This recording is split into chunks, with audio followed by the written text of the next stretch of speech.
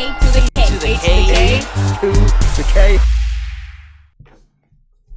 Hello, one and all. Welcome to the A2theK Wrestling Show, and welcome to Hot Takes. Where today I will be reacting to some hot takes in the wrestling world from Instagram. Yes. Is that right? Is that what we're doing? This is what's happening, Carl. So this was inspired, and I'll give a shout out to Wanda Wrestling on Instagram, someone we follow and someone that you guys should follow as well. Wonderful wrestling content. But one thing that was put up 5 hours ago, so today, was wrestling hot takes that have come from the Instagram wrestling community. So these aren't their own personal views, but these are hot takes that they've sort of collated. So there's 8 hot takes here, Carl. And I said to you before the show started, I want to put this on air. I want to talk about it. I want to get your opinion on these hot takes. So these are hot takes. These are reactions to them.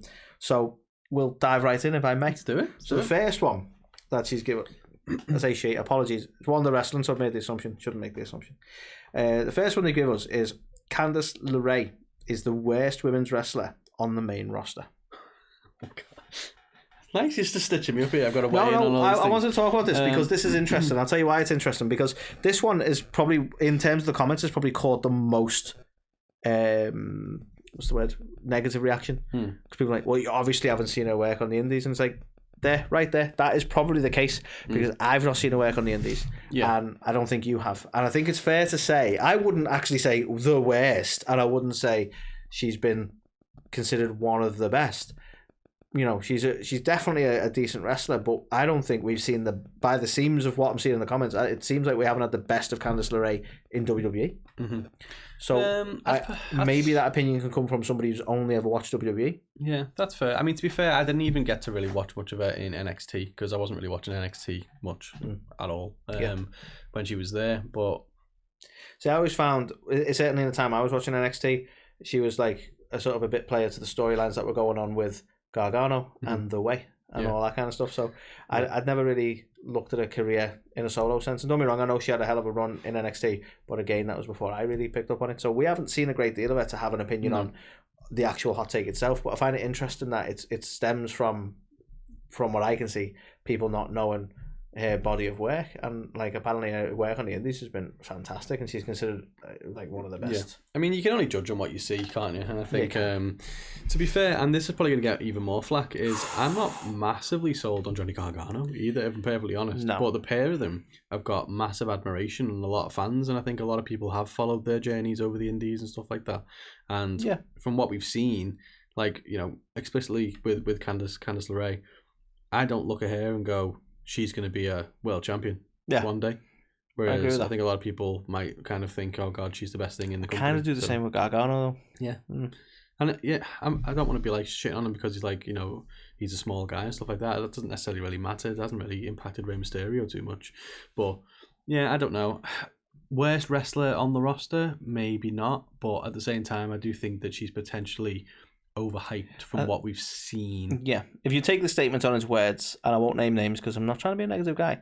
If you take the statement on his words, whoever's thinking that, have a look at the roster. Yeah.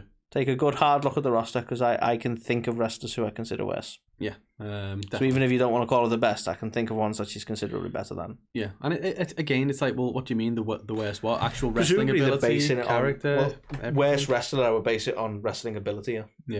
Yeah, that's definitely not the case then, let's be honest. There's you know, and I don't think, at the end of the day, they're in WWE, they're on the main show. It's very rare, unless obviously, and I know she tried really hard, so I'm not going to shit on it, but like, say for example, like an Eva Marie, for example, you could clearly see, based on how little time she spent in rhyming here. Eva Marie, you can clearly see. I'm just going to go. It was not for me. Full Eminem in a minute.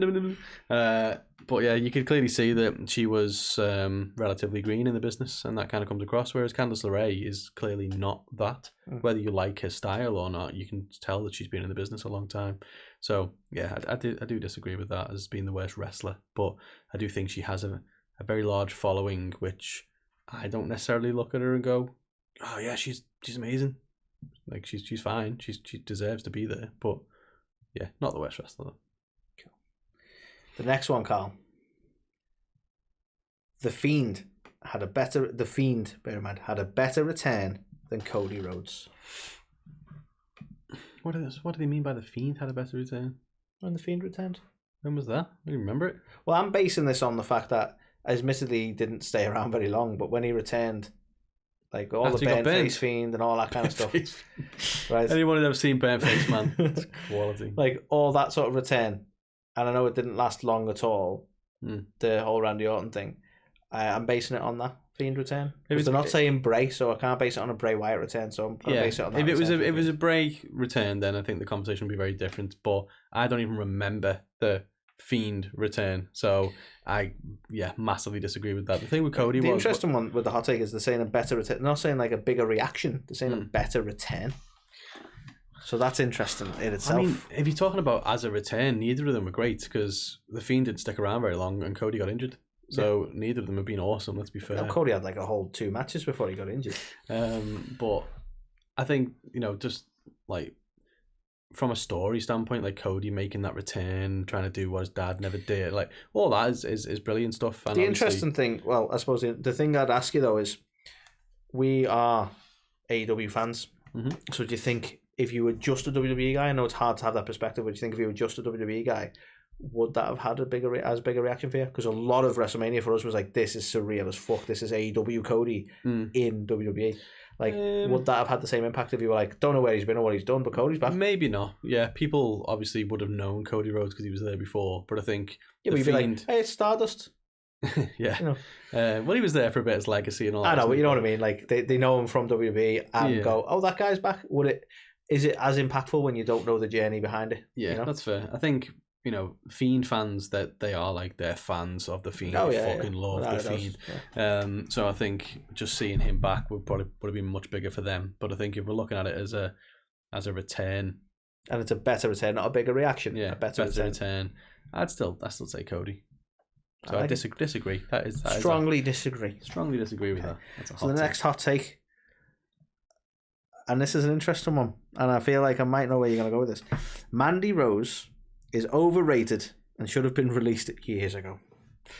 I mean, that's harsh. That's a very strong. Like, let's ignore the last bit of saying should have been released, because I think you have to like be like an asshole to be released. Like, why would you want anyone to not have a job? Yeah. But let's look at the Mandy Rose is overrated. Do you think Mandy Rose is overrated? Yeah. See, I don't think she is.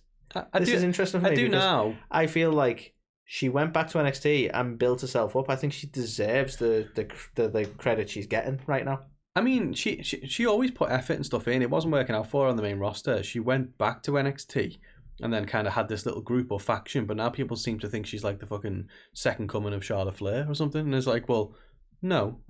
She's still, like, she basically dyed her hair and got a faction and was allowed more time to talk on the mic. That's it. So it's not like, you know what I mean? It's not like anything. I think she's killing it at the minute.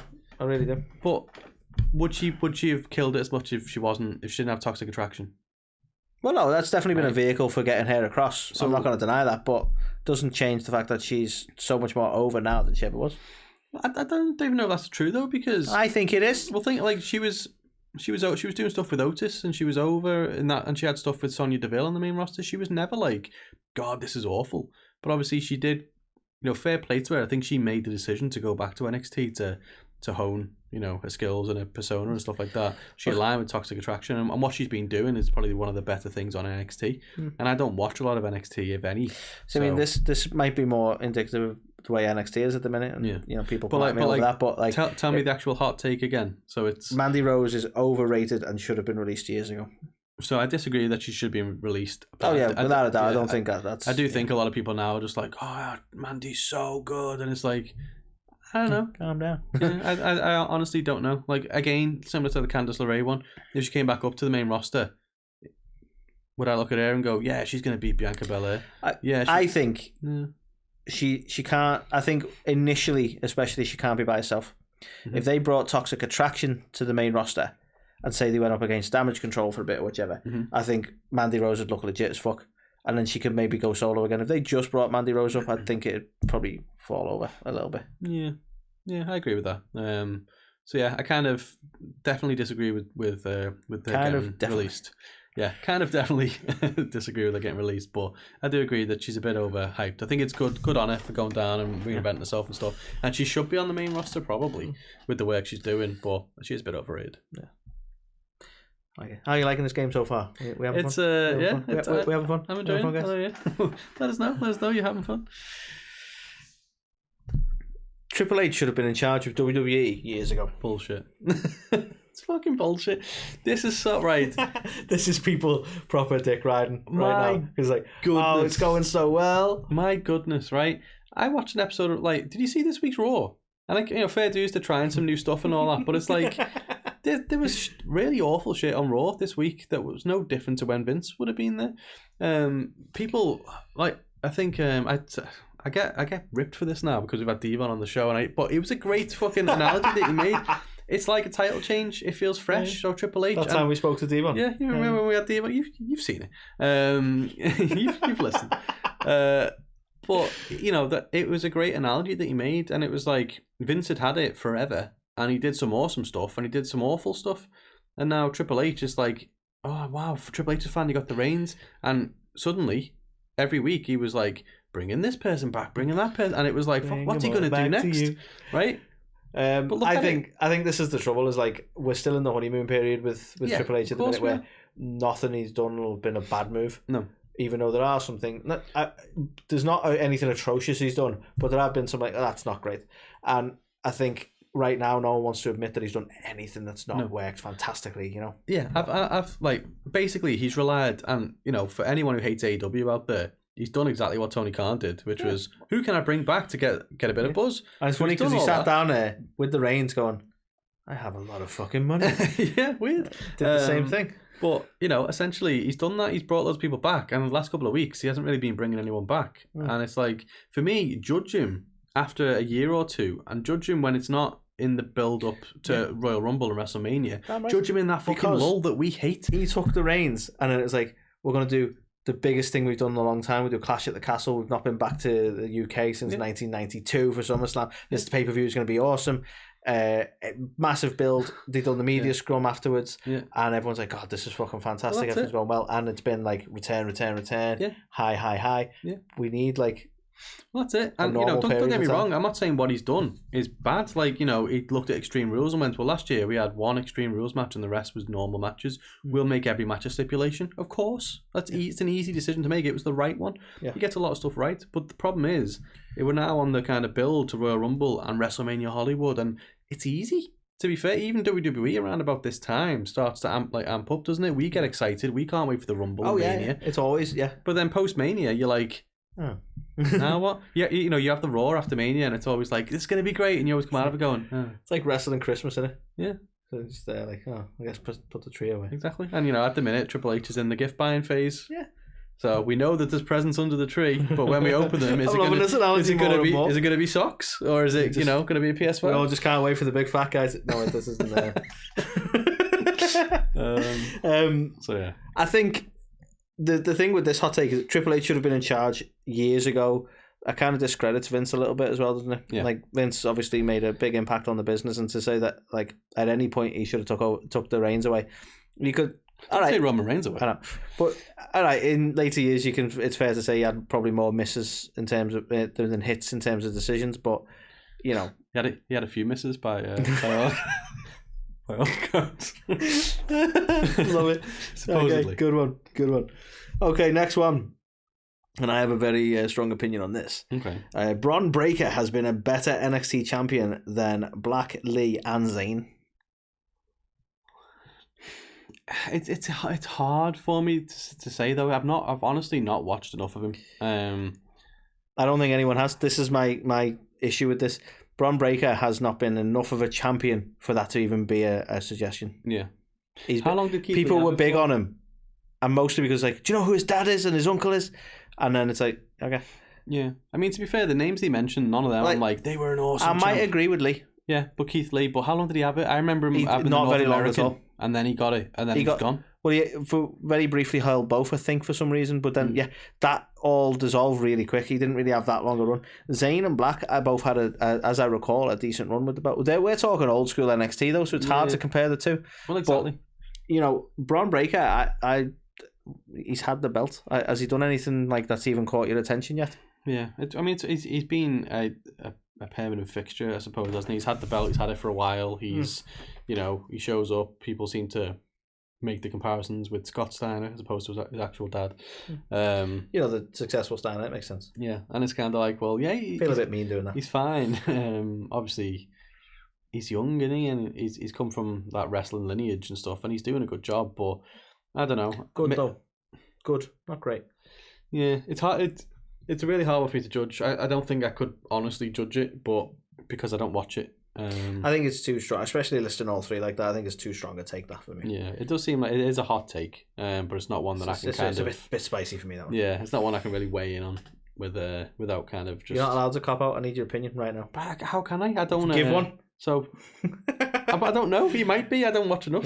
You watch Zayn in NXT, surely. So I don't think Zayn's run was amazing. I don't remember Black's run being amazing, and I don't remember Keith Lee's run being amazing. If I'm perfectly honest. This hot take might be possible. So it could absolutely be possible. He's held it for a long time. He's been involved in a lot of main event matches, but I agree. The roster as a whole is shitter now. Yeah, I can totally agree with the Keith Lee one. And that's no disrespect to Keith Lee. It's just the fact that his reign wasn't even that long to even really be that much of anything. No, I can totally agree with that one. It's the Black and Zayn that made me think, okay, that I don't know, that is a hot take. Yeah, that's a spicy take right there. Yeah. So I don't know. Sorry to cop out, but I just couldn't possibly say. I don't even know how I play this game.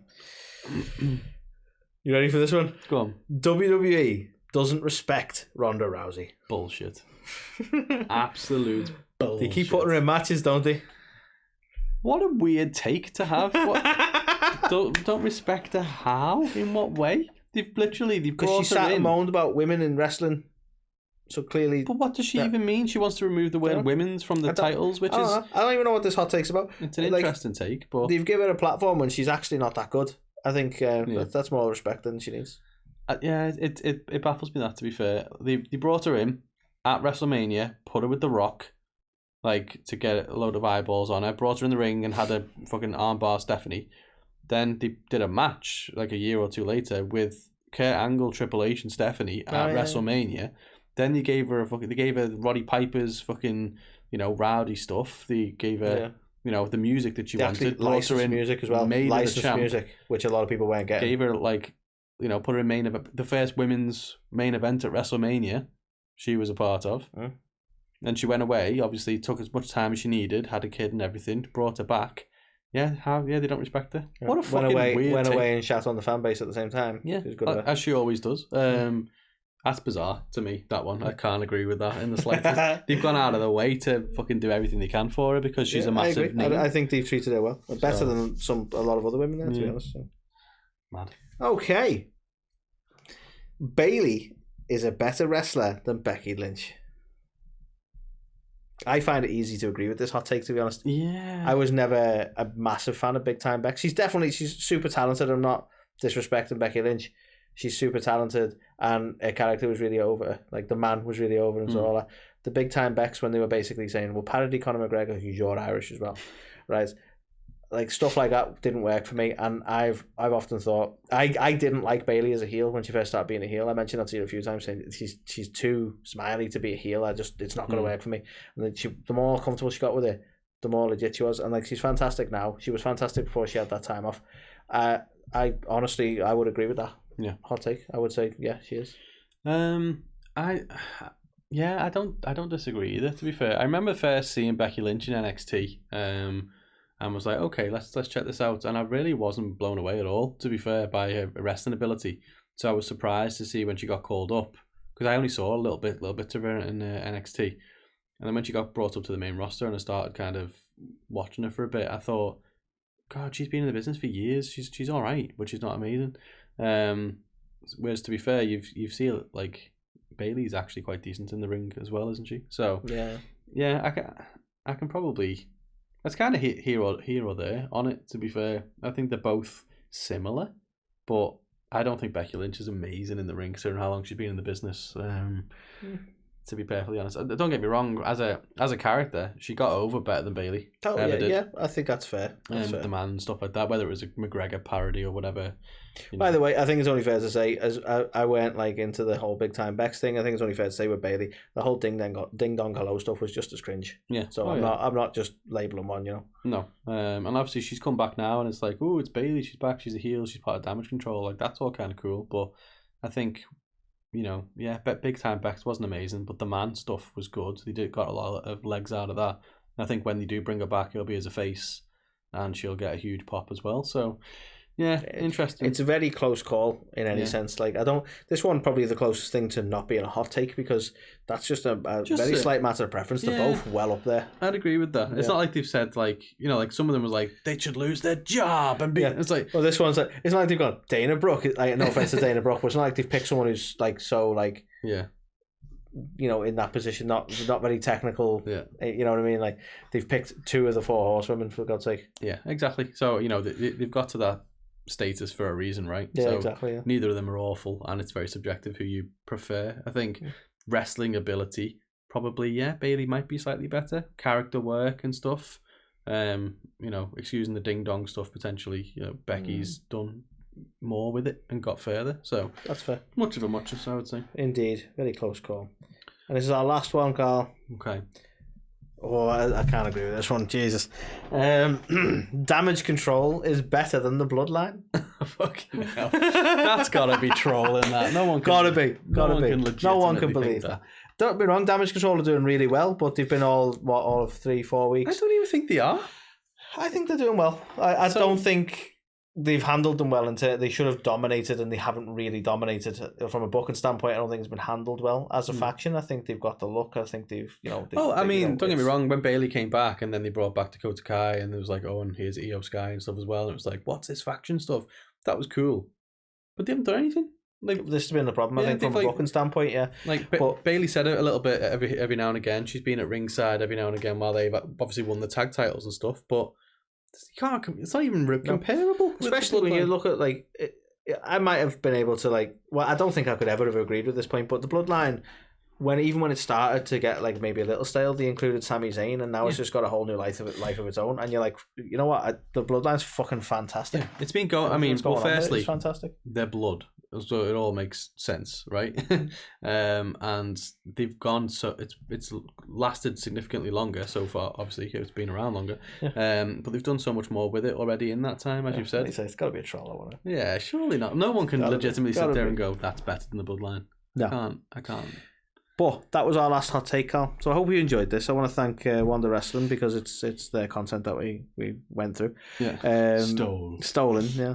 I just thought it'd be good fun to have a look at these hot takes that they put out there. And again, check out their Instagram for more fun wrestling content. At Wanda Wrestling. Yeah. At Wanda Wrestling. But yeah, I thought it'd be a good fun. Maybe it's something we can revisit in the future. Maybe you can find some hot takes that I can react to, or whichever. Or we can actually give some hot takes of our own. Or we can ask for hot takes. We can ask for hot takes. Yeah. Obviously, we love interacting on social media and stuff. We mentioned in the other segments this week about the prediction series for Crown Jewel, which always gets a lot of traction. But whenever we put up polls or involve you guys in anything that we do, we always get a strong response, which we appreciate. So maybe it's our followers' hot takes across socials. And that could be one we try. Yeah, and then see who's trolling us there, and we can name and shame you. Shame you all. Damn right. But I'll tell you what, considering we hadn't even planned this segment, and this was an off the cuff, Anthony going, I want to do this, and I was like, should we do it today? It's how I plan things, man. So yeah, loved it. Fair play. Good. Awesome. Good segments, and we're always on the lookout for new exciting segments as well. Obviously, we dropped This Week in Wrestling from our repertoire, just because we don't have the luxury as busy parents to live stream daily after things have happened, with time difference in the UK and everything. I mean, for us, we wanted to keep wrestling fun as well, and we couldn't to sort of. We didn't want it to become a must. We have to make sure we watch it so we can then report on it. It was becoming a slog, wasn't it? Things, so we can carry on enjoying wrestling by just watching it in the casual way we do. Maybe not necessarily in time for the podcast, but we still, Well, exactly. It's like with the stuff we mentioned before about Alexa Bliss and stuff like that. You've clearly seen bits of Raw. Yeah, you've probably seen that bit. So it's just one of them. But yeah, so let us know if you've got any other segment ideas as well. We always appreciate them. And yeah, maybe we'll ask you for your wrestling hot takes. Maybe we'll ask you. One of these days we'll figure it out. It's a new studio in it, so that's it, with our beautiful TV right here. Was it the Marktron? Yeah, Marktron 3000. That is. So before we go, obviously, if you are not watching us on Pro Wrestling TV, why the hell not? Well, exactly. You get free content 24/7, as well as us, Major League Wrestling. It's now the new home on Pro Wrestling TNT TV. Extreme Wrestling, local lads. The local wrestling promotion there. You've got Wrestling Army, Maria Kanellis' project. Yeah, Control Your Narrative. You've also got loads of other stuff. Offer Chops is on there. Don Tony's on there. Yeah. The Asylum. We've got literally talk shows, loads of wrestling content. Everything you can ever imagine, all for free. So let's go and check it out. Get the app. No subscriptions, none of this. Oh, if you get this or whatever, just get it for free. And whenever you want to get some wrestling, you can get some wrestling. So go and check that out. Obviously, Pro Wrestling Tees. We're going to get this right this time. Okay, I'm going to use this handle. We've got a new T-shirt, which is rock, paper, scissor me. Yes, that's probably the best one I've done. Even I was doing way too excited about it. Sorry, guys. So yeah, obviously a little tribute to some of our favorite things going on in wrestling at the moment. Indeed. So go and pick that up at Pro Wrestling Tees, and also just a shout out to Top Rope Brewing. So if you haven't caught our interview with Neil Rothwell, the co-founder, go and check that out. We sat down with him last week. He's a fascinating guy. Obviously creating a brewery and wrestling themed beers and things like that. So it's all good stuff. And obviously, I think just before we go, one last little shout out. I think just to the segment last week. What was last week, wasn't it? It was. Of Get the F Out, which was a fun concept that we got to try out, but we also got to do a shared sort of project with 2 other podcasts, which we've been looking to do for a while, to do some work with them. So we spoke to Cheap Pop Wrestling. I was going to try and say Nikolai's podcast. So Nikolai, he's on our socials. So Nikolai Wachman or Washman, I don't know how you say his surname, but he's basically the podcast is Danish. The name of the podcast is Danish, and we struggle to say, so we're not going to butcher it. But you can find him on our socials. Absolutely awesome guy. Actually does his podcast with a professional wrestler, so you get that sort of inside take on the technical aspects of it, I suppose. Yeah. And Cheap Pop Wrestling, they are the ones who created the fancy faction that we mentioned on and off on the show.